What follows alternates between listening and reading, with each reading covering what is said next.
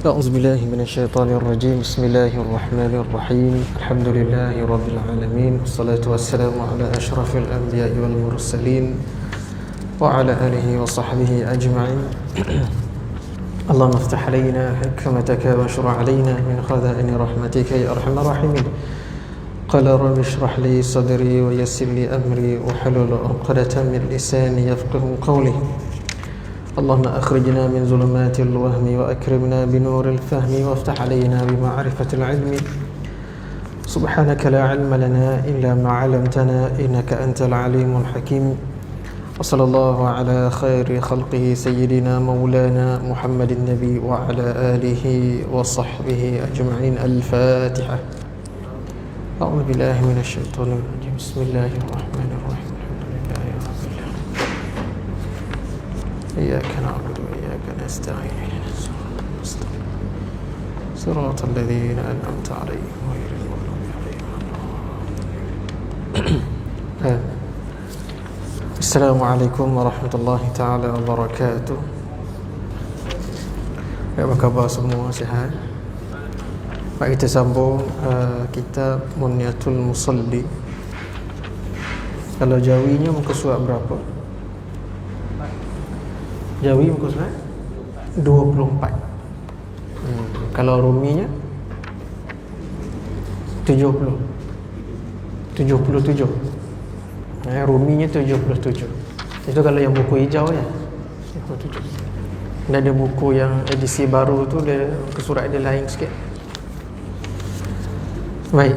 Kita berhenti dekat dan telah datang hadis situ Betul Dan telah datang hadis daripada Rasulullah. Betul. Baik. Bismillahirrahmanirrahim. Qala al-musannif rahimahullah wa nafa'na bi'ulumihi fid darain amin. Dan telah datang hadis daripada Rasulullah sallallahu alaihi wasallam dengan mengkufurkan orang yang meninggalkan sembahyang. Mengkufurkan bukan bermaksud kafir, tapi kufur. Baik. Sabda Nabi sallallahu alaihi wasallam, al-ahdu alladhi bainana wa bainahum as-salah, faman tarakaha faqad kafar. Hadis riwayat Tirmizi. Yang bermula janji yang antara kami dan antara mereka itu sembahyang. Maka barang siapa meninggalkan dia, maka senya telah kufur ia. Dan lagi sabda Nabi sallallahu alaihi wasallam, man taraka as-salata muta'ammidan faqad kafara jiharan. Barang siapa meninggalkan sembahyang dengan sengajanya, maka senya telah kufur, hal keadaannya nyata. Hadis riwayat Al-Munziri. Dan pada hadis yang lain, man taraka as-salata faqad bari'at minhu dhimmatullah wa dhimmatu rasulih. Barang siapa meninggalkan sembahyang, maka sesungguhnya telah lepas daripadanya janji Allah Ta'ala dan Rasulnya. Janji apa? Janji yang baik.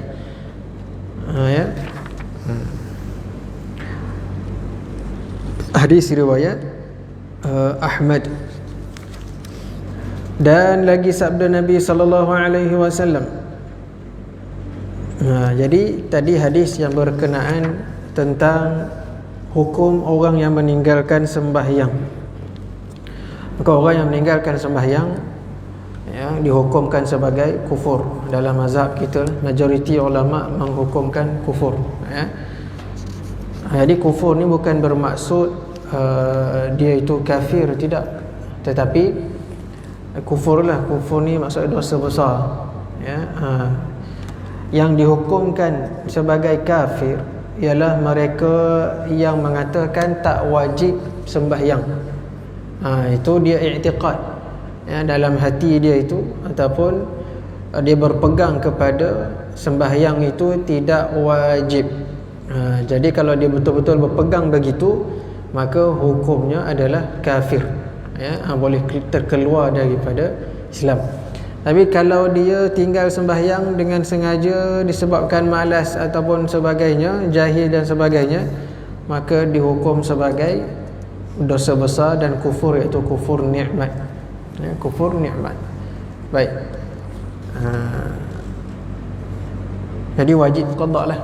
Sembahyang yang ditinggalkan wajib qada. Jadi qada tu wajib. Sama ada sengaja tinggal ataupun tidak sengaja tinggal, maka kena qada lah, ganti balik. Jadi itu ijma' para ulama menyatakan bahawa qada sembahyang itu adalah wajib, menggantikan sembahyang yang telah tertinggal ataupun yang ditinggalkan adalah wajib. Jadi kalau ikut mazhab kita, mazhab Syafi'i ni, cara nak qada dia macam mana? Kalau dalam mazhab Syafi'i, cara qada dia sunat kita ikut turutan. Contohnya subuh dulu. Subuh, Zuhur, Asar, Maghrib, Isyak. Sunat. Boleh tak kalau tak ikut turutan? Boleh. Tetapi afdalnya ikut turutan.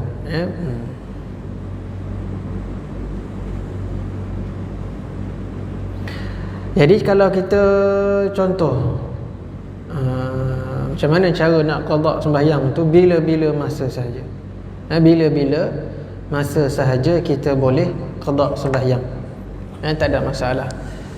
Jadi kalaulah contoh pagi waktu duha tu, kita lepas duha, lepas buat solat sunat duha, kita boleh qada sembahyang.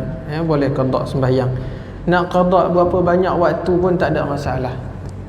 Nak qada direct terus, 5 waktu, subuh, zuhur, asar, maghrib, isyak, pun boleh. Nak qada subuh saja pun boleh. Nak qada zuhur saja pun boleh. Tak perlu tunggu waktu tu baru kita nak qada, tak perlu. Bila-bila ikut kemampuan. Tapi usahakanlah untuk qada bila teringat. Jadi sunatnya kita kena dahulukan yang dahulu. Yang dahulu tu yang lama-lama lah, yang mula-mula kita tinggal semayang dulu, itu kita mulakan. Tapi kalaulah tak ingat berapa banyak waktu yang kita tinggal, maka kita kena buat secara umum, dan lebihkan dia sampai tahap yakin. Contoh, kita katakan waktu kita dah balik lah, waktu umur dah balik, akhir balik. Contoh umur 15 tahun, ada sembahyang, dalam tahun tu ada sembahyang, tapi ada juga tinggal sembahyang. Jadi agak-agak banyak mana tu, dalam setahun tu banyak mana kita sembahyang, banyak mana tinggal sembahyang. Rasa-rasanya dalam setahun tu paling banyak pun tambah tolak apa semua, kira-kira 6 bulan. 6 bulan lagi sembahyang, 6 bulan lagi tak sembahyang. Yakin? Kalau yakin macam tu, buatlah jadual 6 bulan. Sehari 5 waktu, sebulan 150 waktu. Buat jadual, buat kotak-kotak, tulislah ini bulan apa, tahun berapa. Dah qada, tanda. Qada, tanda waktu yang kita qada tu, kita tandakan dia. Ya, baik. Jadi buatlah 6 bulan. Satu kertas tu kita nak buat sebulan ke, kertas tu terpulanglah ikut kreativiti masing-masing. Agak-agak rasa macam 6 bulan tu tak sure lah. Lebih kan 7 bulan. 7 bulan confirm contoh. Tak apalah. Janji kita ada usaha untuk qada sembahyang. Ya. Kalaulah tak sempat ditakdirkan Allah Ta'ala kita tak sempat nak qada semua sembahyang, boleh juga dibuatkan dalam mazhab kita, walaupun bukan yang muktamadnya, tapi masih boleh diguna pakai untuk fidyah sembahyang. Fidyah sembahyang. Selain daripada fidyah puasa, dia ada fidyah sembahyang. Ya, fidyah sembahyang satu waktu lebih kurang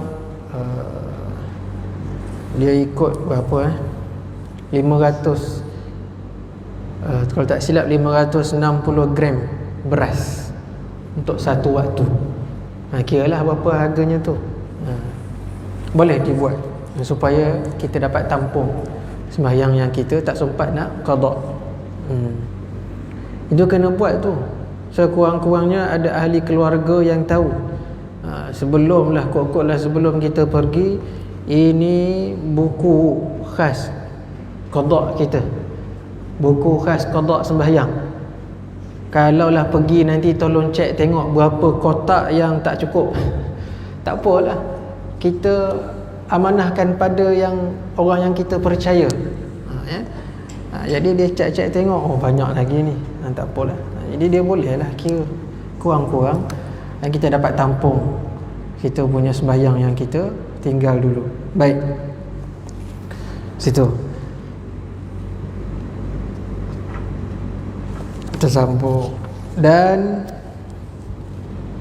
lagi sabda Nabi sallallahu alaihi wasallam, man hafaza 'ala as-salah kanat lahu nuran wa burhanan wa najatan yawm al-qiyamah. Barang siapa memeliharakan atas sembahyang, adalah ia baginya nur dan burhan, cahaya dan petunjuk, ya, dan kelepasan pada hari kiamat, pada hari akhirat. Wa man lam yuhafiz 'alayha lam takun lahu nura wala burhana wala najata wa kana yawm al-qiyamah ma'a fir'aun wa qarun wa haman wa ubay bin khalaf. Hadis ni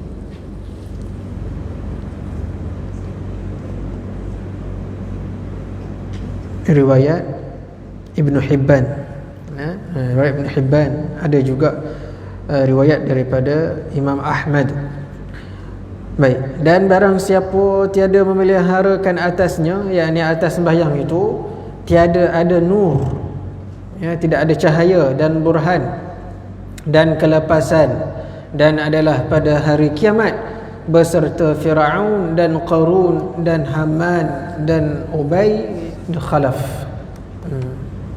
Siapa Ubay bin Khalaf ni?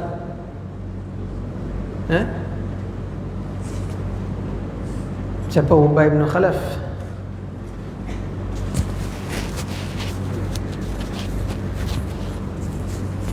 Ya? Siapa ingat siapa Ubay bin Khalaf?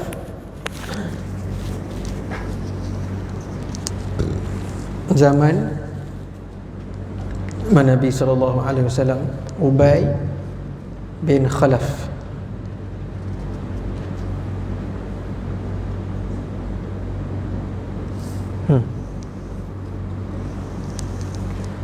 Nanti kita carilah. Baik.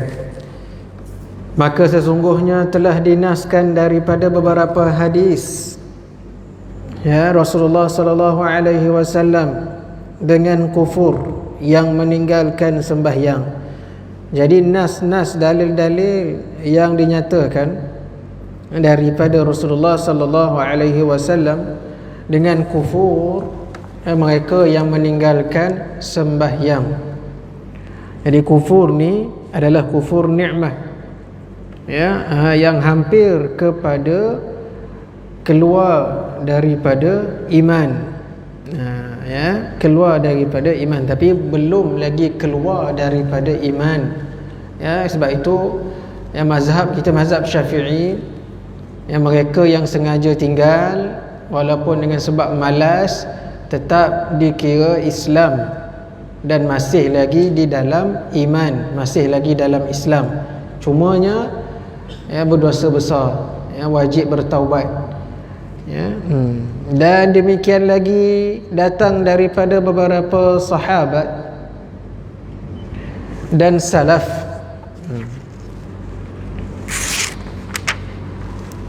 yang soleh-soleh, hingga berkata setengah mereka itu, tiada ku dengar sahabat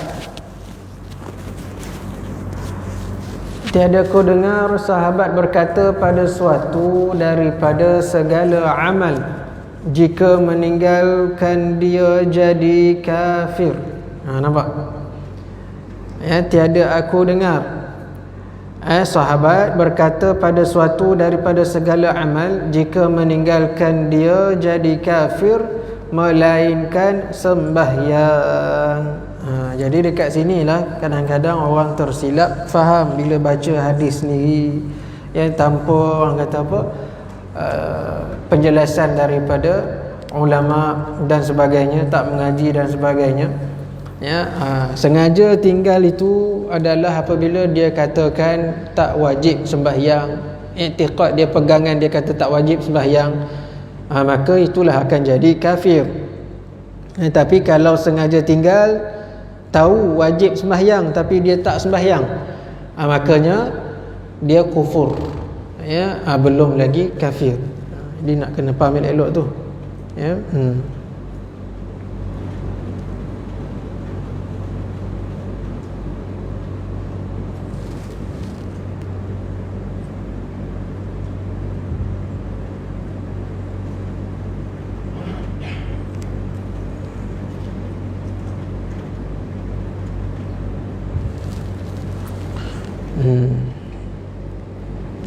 Baik, ada soalan setakat ni nak tanya?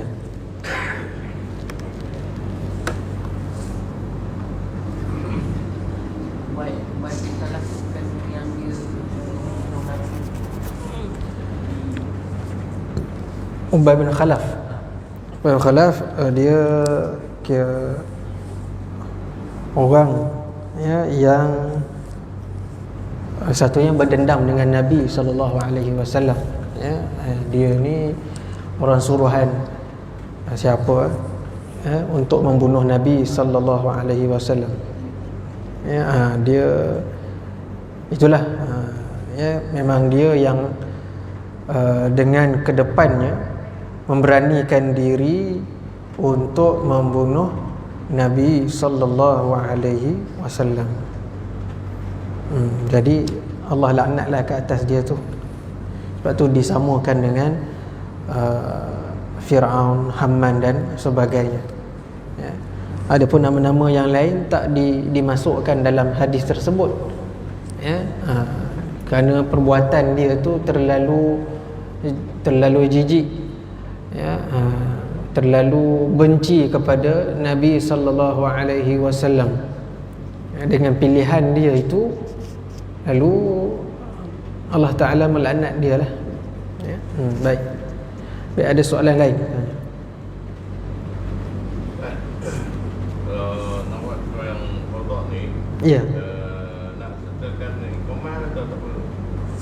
Qada sunat iqamah, tak ada masalah, boleh. Ya, sunat. Setiap kali kita nak mendirikan sembahyang fardu walaupun qada, ada kita sunat iqamah untuk diri sendiri. Untuk sembahyang tu sendiri boleh. Iya. Orang wanita dia tidak wajib qada solat fardu dia. Iya. Kalau saya baca dalam sejarah alim ulama wanita ni dia qada balik yang dia haid boleh. Qada yang ditinggalkan haid sebab dia rasa macam tak lengkap. tak boleh, menyalahi hukum. Wanita Tak boleh. kalau dibuat dia buat tu, ada sebahagian ulama mengatakan berdosa sebab tidak ada tuntutan. Berdosa kalau dia qada sembahyang yang dia tertinggal disebabkan haid. Tak boleh. Tidak ada kata apa, tuntutan, perintah di situ. Sebab itu memang ijma' lah, tidak ada dalil yang mengatakan perempuan harus qada sembahyang yang tertinggal disebabkan haid. Ya, tak ada dalil. Mana menyalahi syariat. Ya, ke bid'ah lah. Bid'ah itu perbuatan bid'ah. Ya, itu memandai-mandai sendiri. Sebab tidak ada dalil. Itu ya. Ya. Kalau yang lain tu masih ada dalil, tak apa, tak bid'ah. Ini bab sembahyang. Ya, tak boleh. Melainkan kalau puasa lain. Jadi ada satu golongan yang mana tidak perlu qada sembahyang dia, iaitu perempuan yang haid. Ya. Jadi tak perlu qada. Ya, sembahyang yang tinggal. Puasa wajib qada. Sembahyang disebabkan haid ke nifas ke, ya, tak. Kenapa? Kerana itu berat. Ya, sebab kalau tak tiap-tiap bulan berapa hari nak kena qada, berapa banyak waktu pula. Sebab itu Allah Subhanahu Wa Taala tidak mewajibkan ataupun memerintahkan untuk perempuan yang haid, nifas dan sebagainya qada sembahyang. Baik, ada soalan lain?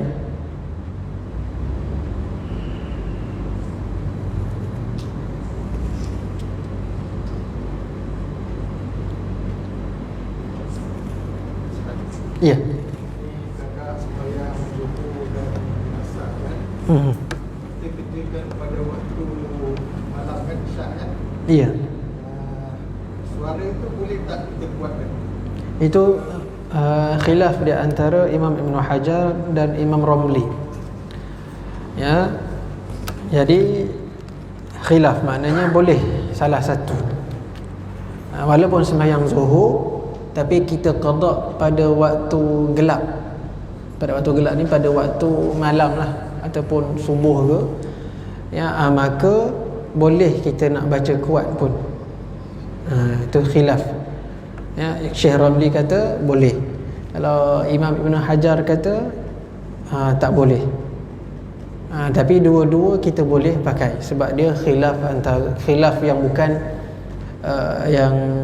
bukan mu'tabar lah. Maknanya khilaf tu dua-dua kita boleh pakai. Nak baca kuat ke, baca perlahan ke, tetap qada sembahyang itu kedua-duanya sepakat boleh. Qada zuhur pada waktu malam tak ada masalah. Boleh qada zuhur pada waktu siang, dua-dua sama. Cuma boleh baca kuat atau tak baca kuat, itu khilaf antara dua imam ni tadi.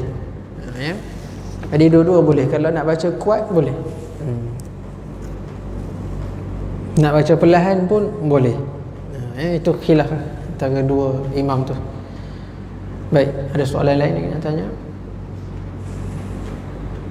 Ya.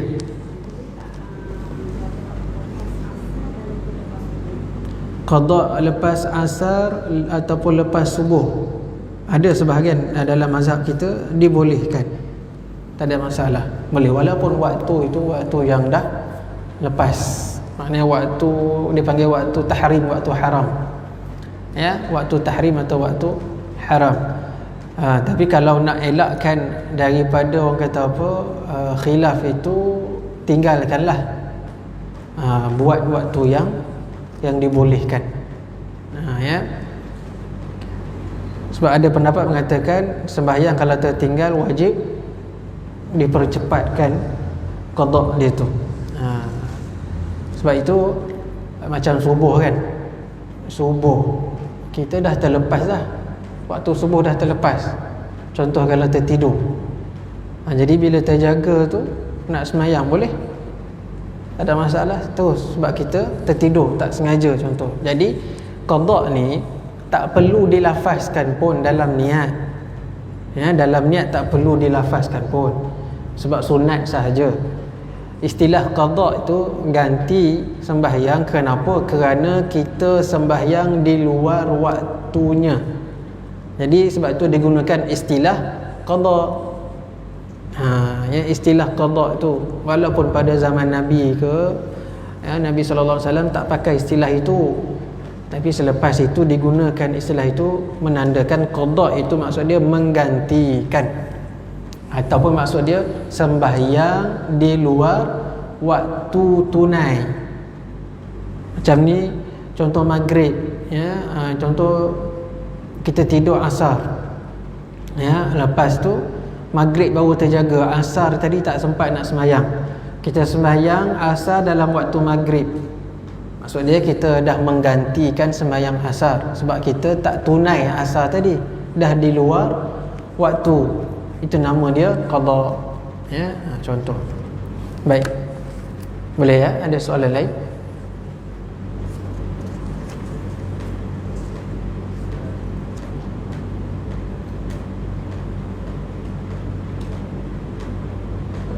Ya. Kalau kita sembahyang badan tu kan, boleh tak kita berimankan makmum tu? Makmum sekali ikut, kita jadi imam. Kita makmum nak sembahyang qada, boleh? Tak ada masalah, boleh. Yang kita sembahyang qada, ya, kita ikut imam tengah sembahyang, tapi belakang ni kita ni buat sembahyang qada, boleh, tak ada masalah. Saya jadi imam, makmum ikut sekali belakang. Makmum ikut belakang, kita tengah sembahyang qada, lepas tu ada makmum datang, boleh, tak ada masalah. Dia tak tahu pun, ya, boleh, apa sahaja boleh, melainkan imam ni, makmum tahu imam ni sembahyang sunat, dia tahu memang imam ni sembahyang sunat, itu dia tak boleh ikut, ya, dia tak boleh nak ikut. Tapi kalau dia tak tahu dia sembahyang sunat ke sembahyang apa ke, dia nak ikut je jadi imam, mengimamkan orang tu tadi, maka boleh, tak ada masalah, ya.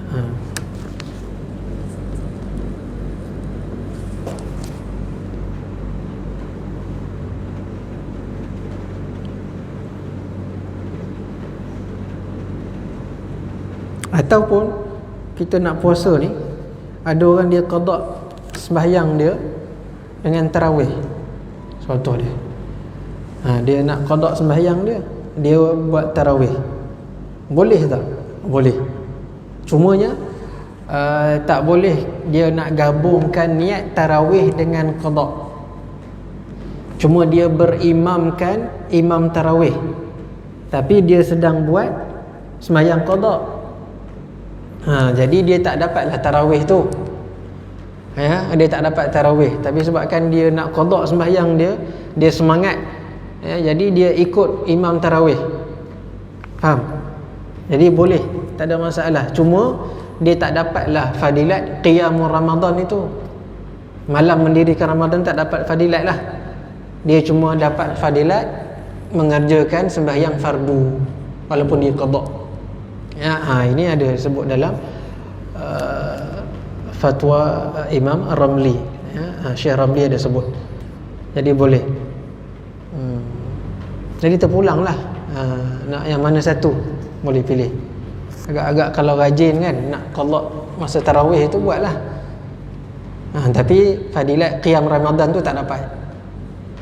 Sebulan tu penuh, ya, kita qada sembahyang masa tarawih, saja nak dengar bacaan imam ke apa ke sebab semangat kan.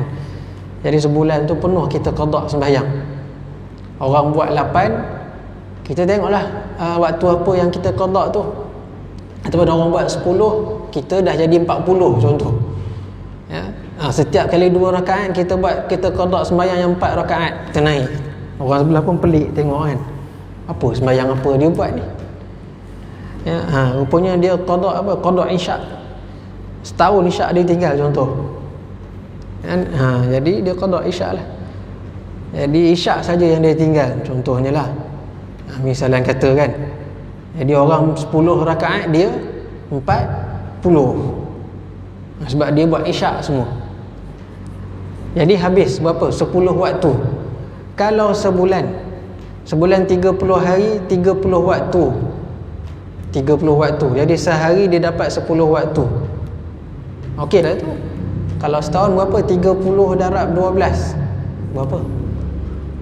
360 waktu. Tarawih 10 dapat 30. 30 darab 30 berapa? Ha? 900. Jadi itu kalau dah lebih dah tu. Kalau setahun punya isyak tadi kita kira 360. Itu dia campur dengan waktu lain. Ada 900 waktu. Cuba try sekali ni tahun ni. Pokok lah. Baik, ada soalan lain?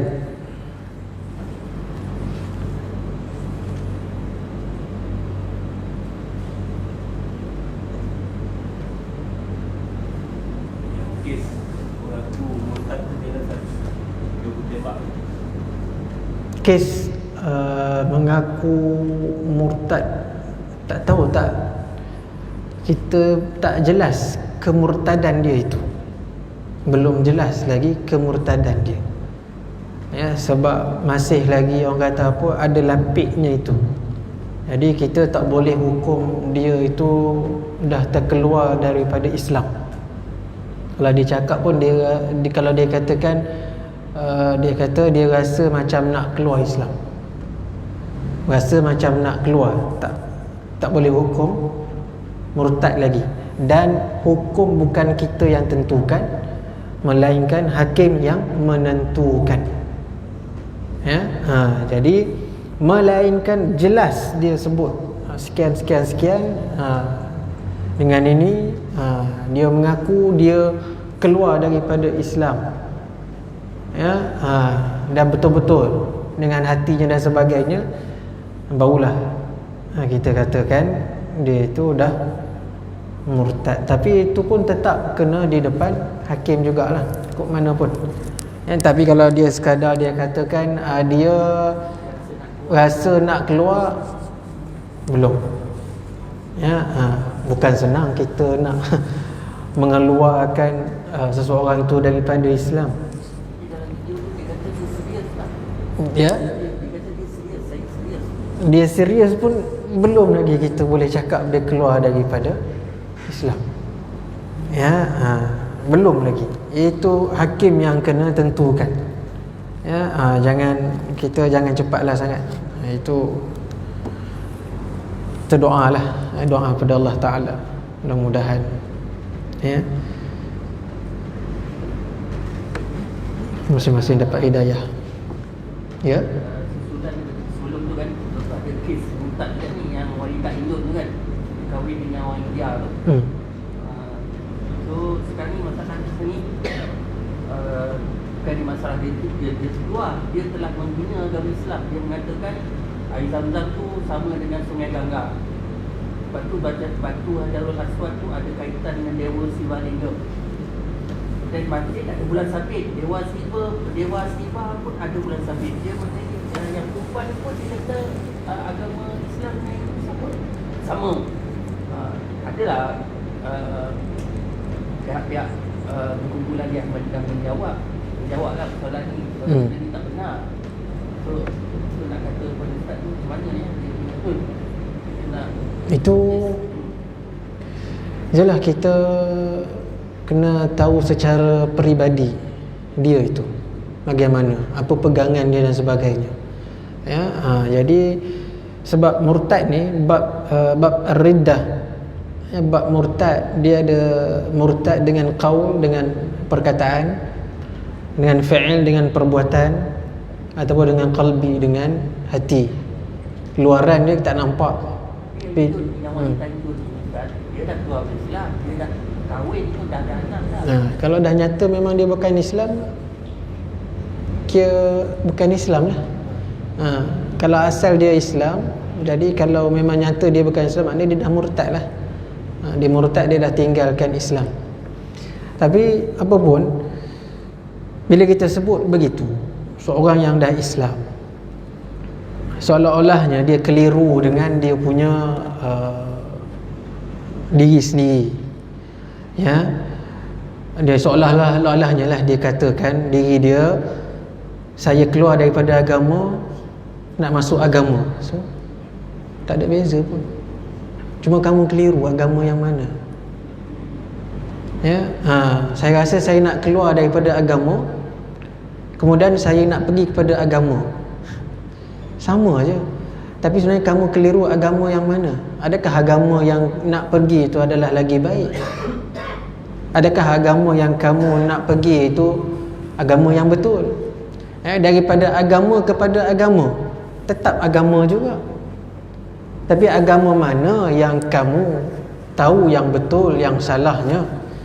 Agama mana yang hak? Ya, innad dina indallahi, itu agama yang mana? Jadi masalahnya adalah masalah kekeliruan diri, ya, dan kedaifan, kejahilan diri itu. Jadi perlulah kepada pengajian fardu ain yang betul, yang jitu, ya. Dan begitulah, kalau dia tetap dengan pilihan dia, kita tak boleh nak cakap apa. Kita doakan sahajalah. Kita doakan sahaja semoga Allah limpahkan hidayah, ya, kepada semua lah. Mudah-mudahan sedar akan kesilapan, ya, kesilapan masing-masing. Macam yang macam Muhyiddin tu, dia dah keluar Islam itu mudahnya. Lepas tu tiba-tiba ada orang sedar dengan dia hisap, dia nak balik kembali kepada agama Islam. Boleh, tak ada masalah. Kalau dia sedar, dia kembali balik, maknanya dia kena mengucap balik lah, syahadah balik, ya, syahadah balik, bertaubat, ya. Jadi dia kena mula balik lah, ya, bersihkan balik diri dia, orang yang dah bertaubat ni. Jadi Allah Ta'ala akan ampunkan, tidak ada masalah, ya. Sebab itu orang yang murtad tak semestinya terus bunuh, tak semestinya terus bunuh. Kalau kita tengok, ya, hukum hudud kan ada bab murtad, hukum jenayah hududnya adalah bunuh, betul. Tetapi kalau kita tengok amalan sahabat, mana-mana ada sahabat yang telah murtad, mereka akan ditangkap dulu, ditangkap dan dipenjarakan. Bila dipenjarakan, mereka akan dinasihat, akan dinasihat dulu, diberi, orang kata apa, peringatan dan sebagainya lah. Jadi kalau dah 3 kali diberikan peringatan, nasihat, dia tetap dengan dia punya keputusan, maka barulah hakim boleh jatuhkan hukuman, iaitu hukuman bunuh, ya. Itu dalam hudud tu ada jenayahnya. Kerana apa? Kenapa berat murtad ni? Tapi bukan bila murtad keluar sekali terus tak, tapi kena tangkap dulu. Setiap agama dia ada dia punya undang-undang. Negara pun ada undang-undang. Jadi agama Islam nak menjaga kesucian, kemurnian agama Islam, maka mereka yang telah mendapat hidayah kerana Islam itu bukan agama yang direka-reka oleh manusia. Islam ini daripada Nabi dan Rasul Allah Ta'ala, daripada Nabi Adam alaihissalam sampailah kepada Nabi Muhammad sallallahu alaihi wasallam, mereka ini adalah penerima wahyu, dan agama ini adalah agama wahyu, agama yang benar. Jadi bila dah dapat agama yang benar, dan beriman tadi dengan kalimah tayyibah, kalimah syahadah la ilaha illallah Muhammadur Rasulullah, kemudian keluar daripada itu, makanya hukumannya berat. Sebab setiap agama ada undang-undangnya. Jadi orang tak boleh nak pertikaikan, ya, dalam agama dia ada undang-undang. Jadi kita tak boleh nak pertikaikan undang-undang itu. Macam undang-undang negara pun ada undang-undangnya, ya, jenayahnya, kan? Siapa hukum, siapa yang bunuh orang, ya, kanun kesiasaan 302, hukum gantung. Ada orang boleh pertikaikan? Tak boleh. Itu undang-undang. Ya, mengedar dadah, contoh 32B, contoh, kan, penal code dia itu. gantung juga mati, undang-undang. Jadi dia tak boleh nak pertikaikan. Maka agama Islam pun ada undang-undang, kerana agama Islam agama yang mencakupi kehidupan manusia dari sudut zahir, jasmani dan rohaninya itu. Jasmaninya, ya, perbuatan manusia itu, ya, adanya undang-undang. Jadi agama Islam adalah agama yang terlengkap, agama yang paling lengkap, ya, untuk manusia sejagat. Maka itu adalah undang-undang. Contoh, ya, peminum arak, pemain judi dan sebagainya. Ini semuanya adalah undang-undang dalam agama. Jadi benda ini tidak boleh nak dipertikaikan. Ya, jadi ada undang-undang. Cuma pelaksanaan, tak terlaksana pelaksanaan itu bicara lain, tak masuk dalam bab ini. Pelaksanaan itu bicara lain. Cuma bila nak mempertikaikan undang-undang, itu sudut lain. Melaksanakan undang-undang sudut lain. Jangan disamakan, campur adukkan, nanti jadi salah faham, salah bicara.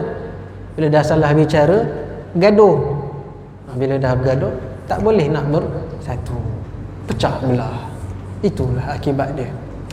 Apabila salah memandang pada sesuatu sudut itu. Baik.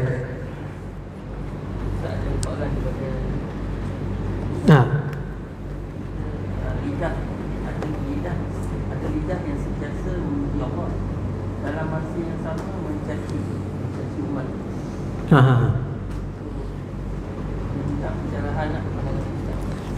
Lidah membicarakan,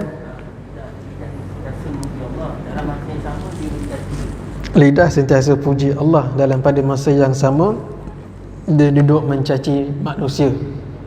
Macam tu soalan dia. Jadi masalah sudut itu adalah sudut, ada sudut yang belum lagi bersih, elok, ada penyakit yang belum dirawat, ya. Jadi dia memuji Allah itu baiklah dari sudut lidahnya itu. Kemudian ada juga dia mencaci manusia. Jadi itu masalah penyakit, penyakit masing-masing, penyakit batin, penyakit rohani, penyakit hati yang perlu dirawat dan diubati. Makanya perlulah cari penawarnya, ubatnya itu. Sebab itu perlu kepada ilmu hati, ilmu yang menerangkan masalah penyakit hati. Yang mana kita nak dapat ilmu itu? Ilmu itu terdapat di dalam tasawuf, ilmu tasawuf, ya, yang membicarakan tentang penyakit-penyakit hati. Jadi itu dia punya ilmu rawatan dia, penawar dia ada dalam itu. Dan perlu juga kepada doktor rohani, ya, sebagaimana jasmani kita kalau sakit perlu pada doktor jasmani, begitu juga hati memerlukan doktor rohani. Perlu berjumpa kepada doktor-doktor rohani ini, ya, guru-guru rohani yang boleh memberi penawarnya, yang boleh memberi ubatnya. Maka kita kena ambil dan amalkan. Kalau kita tak ambil penawarnya itu, penyakit kita tadi susah untuk dirawat. Jadi bila kita tahu bahawa kita ni ada penyakit rohani, maka kita perlu cari penawar dia. Kalau tidak, kita rela diri kita itu, ya, orang kata apa, kita rela diri kita itu berpenyakit, begitulah, penyakit rohani. Jadi kita tak boleh nak salahkan orang itu semata-mata disebabkan lidah dia itu masih lagi mencaci manusia ke mengkeji, ya, pada masa yang sama dia memuji Allah Ta'ala, dia berzikrullah, berzikir.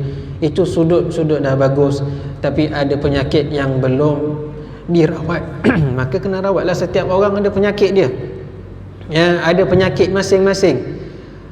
Jadi perlu kepada rawatan dan penawarnya. Kalau tak, kita sangguplah diri kita begitu, tak nak cari penawar, tak nak cuba untuk ubat, rawat diri itu. Jadi biar je diri begitu. Itu masalah masing lah. Bila dah teruk besok, dia dah jadi kanser dan sebagainya. Sebab itu daripada penyakit rohani, dia boleh bertukar kepada jasmani. Penyakit rohani dia boleh mengakibatkan sakit jasmani. Macam orang lah, kalau dia tu ada panas baran ke apa ke, itu penyakit emosi ke, itu penyakit rohani lah. Ataupun macam-macam penyakit-penyakit yang lain, yang mana penyakit rohani itu dia boleh berubah menjadi penyakit jasmani. Itu nak kena jaga. Kalau tak jaga itu timbul dia penyakit-penyakit yang lain. Islam, iman, ihsan, fiqh, tauhid, tasawuf. Berkata sebahagian arifin, umpama makanan roji. Jadi fiqh, tauhid, tasawuf itu umpama nasi. Kalau kita orang Malaysia nasi lah. Kalau orang Arab mungkin roti. Itu roji. Jadi itu wajib. Kalau tarikat itu umpama lauk. Lauk ni tak wajib, pasal lauk bukan roji. Tak dapat lauk tak apa, janji dapat nasi contoh. Ada nasi pun dah cukup, ada roti pun dah cukup. Tak cicah kari kacang dal pun tak apa, dapat makan roti contoh. Jadi tarikat itu umpama lauk. Jadi tarikat tidak wajib, tetapi nak lagi sedap, diadunkan dengan nasi itu tadi ada lauk. Nak lagi sedap, diadunkan dengan Islam, iman, ihsan, fiqh, tauhid, tasawuf, itu ada tariqah. Nak lagi sempurnakan lagi makanan kita, itu pulang dah. Jadi syarat nak ke syurga itu Islam, iman, ihsan. Kalau tak ada tarikat pun boleh ke syurga, semua boleh, tak ada masalah. Cuma tapi kalau nak rasa lagi sedap, makanan itu ada lauknya, barulah seronok makan. Contoh midalan. Baik, ada soalan lain? Kita ada tahlil je, lupa pula. Astaghfirullahalazim, pukul 9 lah. Dah habis sini dululah. Kita sambung kat mana tadi tu berhenti?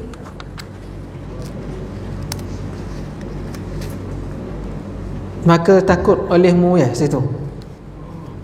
Maka takut olehmu. Wallahu subhanahu wa ta'ala a'lam.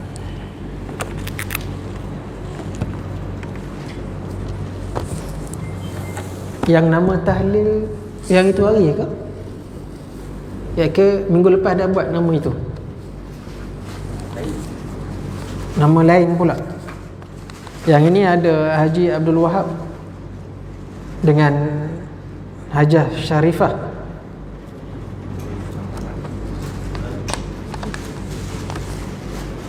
Ada nama lain?